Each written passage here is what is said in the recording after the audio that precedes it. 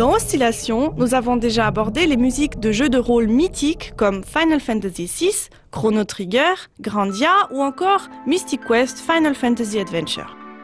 Impossible donc de ne pas parler d'un autre géant des RPG, Seiken Densetsu 2, mieux connu chez nous sous le nom de Secret of Mana.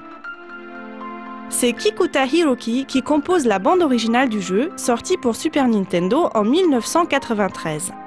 Elle comporte 44 morceaux différents et nombreux sont ceux qui estiment qu'il s'agit d'une des meilleures bandes originales de tous les temps. Essayons de trouver ensemble les raisons de cela. Pour comprendre toute la complexité de conception de la bande originale de Secret of Mana, nous devons un instant parler de ce qu'est une mélodie. Car plus qu'une simple succession de notes, une mélodie doit former une phrase musicale cohérente, originale et intéressante. Composer une bonne mélodie relève ainsi d'une très grande difficulté. Il est ainsi assez incroyable que Kikuta Hiroki ait réussi à composer pour la bande originale de Secret of Mana non pas une, ni 5 mélodies, mais exactement 37 au total. 37 mélodies différentes, chacune absolument unique et originale.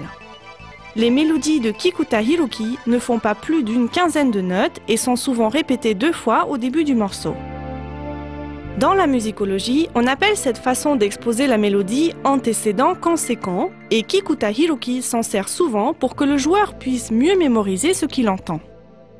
Écoutons ensemble quelques exemples de mélodies dans la bande originale de Secret of Mana. Il y a des mélodies lentes,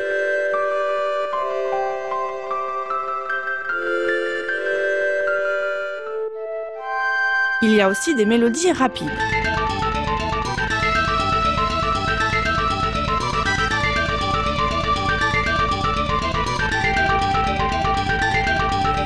La bande originale de Secret of Mana nous permet également d'avoir une idée du style de Kikuta Hiroki, car on peut trouver des éléments récurrents dans beaucoup de ses morceaux.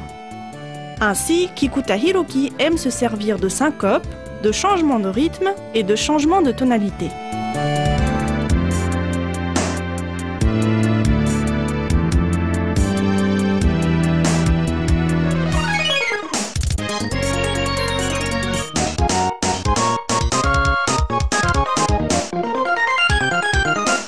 La percussion joue également un rôle très important, comme on peut l'entendre dans les exemples suivants.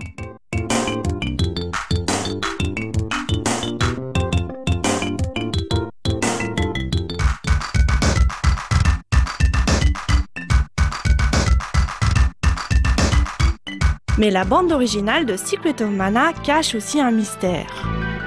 Comme nous avons pu l'entendre, Kikuta Hiroki est un véritable génie de la mélodie, capable d'en composer un nombre incroyable. Il a pris soin de rendre chaque morceau de la bande originale un morceau unique. Et pourtant, en tendant bien l'oreille, on peut entendre un thème revenir partiellement dans 6 des 44 morceaux de Secret of Mana. On peut le trouver en entier à l'intérieur du morceau intitulé « Danger », une musique que l'on entend lors du premier combat du personnage principal. Écoutez ce thème.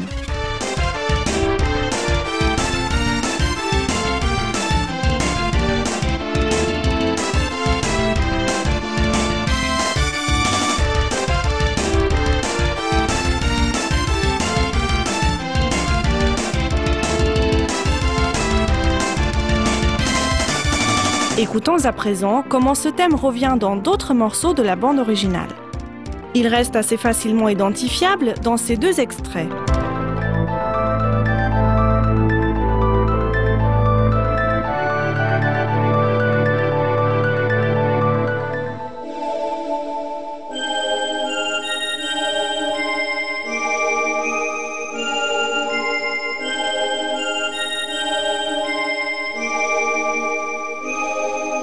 Dans les morceaux suivants, il n'y a que le premier motif du thème qui est utilisé et il est déjà beaucoup plus caché.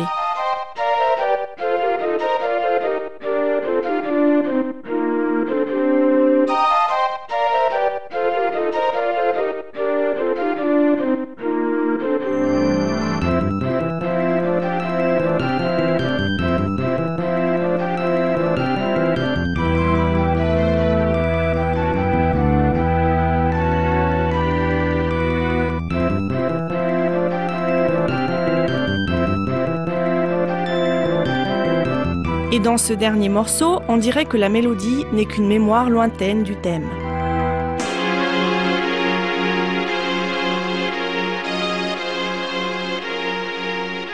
Pourquoi Kikuta Hiroki a-t-il choisi de réutiliser ce thème à ces endroits précis?